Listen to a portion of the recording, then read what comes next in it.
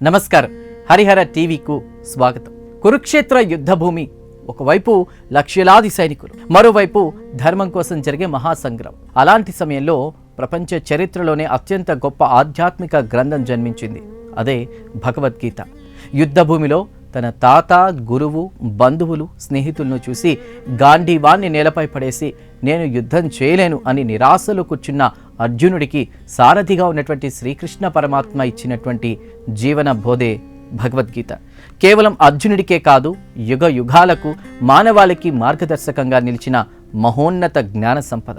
అయితే భగవద్గీత మొత్తం 700 శ్లోకాలు చదవలేకపోయినా దాని అసలు సారాంశాన్ని కేవలం 10 ముఖ్యమైన పాయింట్లలో అర్థం చేసుకోవచ్చు. ఆ 10 అమూల్యమైన జీవన సూత్రాలేంటో ఇప్పుడు తెలుసుకుందాం.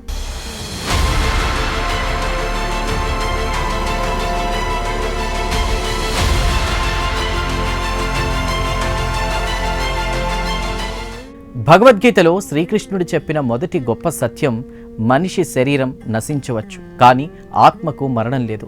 ఆత్మకు పుట్టుక లేదు, చావు లేదు. అది శాశ్వతమైంది. అందుకే శ్రీకృష్ణుడు అర్జునుడితో ఇలా అంటారు: శస్త్రాలు ఆత్మను ఛేదించలేవు, అగ్ని కాల్చలేదు, నీరు తడపలేదు, గాలి ఎండబెట్టలేదు.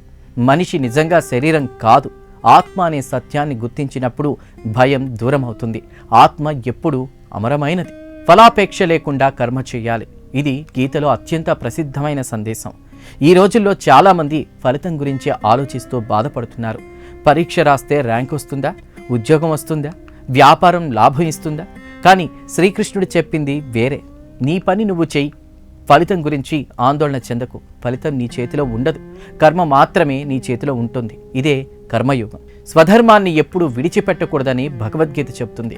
అర్జునుడు యుద్ధం చేయకుండా పారిపోవాలని అనుకున్నప్పుడు శ్రీకృష్ణుడు అతనికి ఒక ముఖ్యమైన విషయం గుర్తు చేశాడు.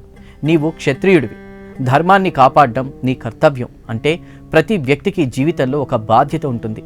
తండ్రిగా, తల్లిగా, విద్యార్థిగా, ఉద్యోగిగా, పౌరుడిగా మన బాధ్యతలను వదిలిపెట్టకుండా నిర్వర్తించడమే స్వధర్మం. సమత్వ బుద్ధి అత్యావశ్యకం. జీవితంలో సుఖాలొస్తాయి, దుఃఖాలు వస్తాయి, విజయాలు వస్తాయి, అపజయాలు వస్తాయి, లాభాలు వస్తాయి, నష్టాలు వస్తాయి. కానీ ఇవన్నీ తాత్కాలికమే. వాటిని సమానంగా స్వీకరించగలిగిన మనస్సే స్థిరమైన మనస్సు. అదే యోగి లక్షణం. శ్రీకృష్ణుడు చెప్పిన అత్యంత ప్రాక్టికల్ బోధల్లో మనస్సును జయించాలనేది ప్రధానమైనది. మనిషి జీవితంలో అతిపెద్ద మిత్రుడు కూడా మనసే, అతిపెద్ద శత్రువు కూడా మనసే. మనస్సును నియంత్రించగలిగితే జీవితం ప్రశాంతంగా ఉంటుంది. అదుపు తప్పితే అదే మనల్ని కష్టాల్లోకి నెడుతుంది. అందుకే అభ్యాసం మరియు వైరాగ్యంతో మనస్సును అదుపులో ఉంచాలని గీత బోధిస్తుంది.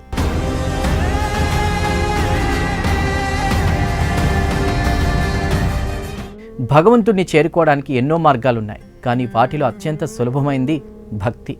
భక్తి మోక్షానికి సులభమైన మార్గం అని గీతాచార్యుడు స్పష్టంగా చెబుతాడు. నన్ను సంపూర్ణ విశ్వాసంతో శరణు వేడినటువంటి వారిని నేను రక్షిస్తాను.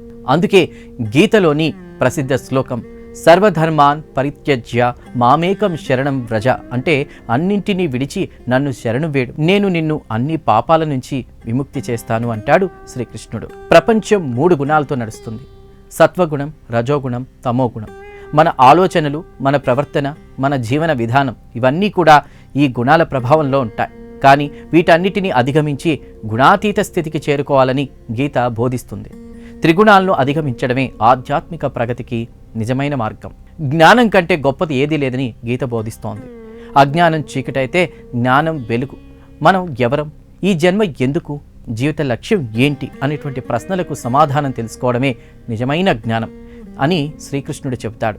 జ్ఞానం అన్ని పాపాలను దహనం చేసిన అగ్ని లాంటిదని, అందుకే జ్ఞానాన్ని సంపాదించడం జీవితంలో అత్యంత ముఖ్యమైన పని అని. యోగం అంటే ఈక్వాలిటీ. అయితే యోగం అంటే చాలామంది శారీరక వ్యాయామం అనుకుంటారు. అయితే గీతలో యోగానికి మరింత లోతైన అర్థం కూడా ఉంది. యోగం అంటే ప్రతి పరిస్థితిలో సమభావనతో ఉండడం, విజయం వచ్చినా గర్వపడకపోవడం, అపజయం వచ్చినా కుంగిపోకపోవడం. ఈ సమత్వ ధోరణే నిజమైన యోగం. భగవద్గీతలో అత్యంత గొప్ప సందేశం పరమశాంతి. మనిషి ధర్మాన్ని అనుసరించి ఫలాపేక్ష లేకుండా కర్మ చేస్తూ భక్తితో జీవిస్తూ సమత్వంతో ఉంటే అతనికి అంతర్గత శాంతి లభిస్తుంది. ఆ శాంతే మోక్షానికి దారితీస్తుంది. భగవద్గీత మొత్తం చెప్పే సందేశం ఒక్కటే: నీ కర్తవ్యాన్ని నిర్వర్తించు, ధర్మాన్ని అనుసరించు, ఫలితం గురించి ఆందోళన చెందకు. భగవంతుడిపై విశ్వాసం ఉంచు, మనస్సును జయించు. అప్పుడు జీవితం ప్రశాంతంగా మారుతుంది. కురుక్షేత్ర యుద్ధ భూమిలో అర్జునుడికి చెప్పిన ఈ బోధ ఈ రోజు మన జీవితాలకు కూడా అంతే అవసరం. ఎందుకంటే ప్రతి మనిషి జీవితంలో ఒక కురుక్షేత్రం ఉంటుంది. ప్రతి మనిషి జీవితంలో ఒక అర్జునుడు ఉంటాడు. ఆ అర్జునుడికి మార్గం చూపించే శ్రీకృష్ణుడే భగవద్గీత.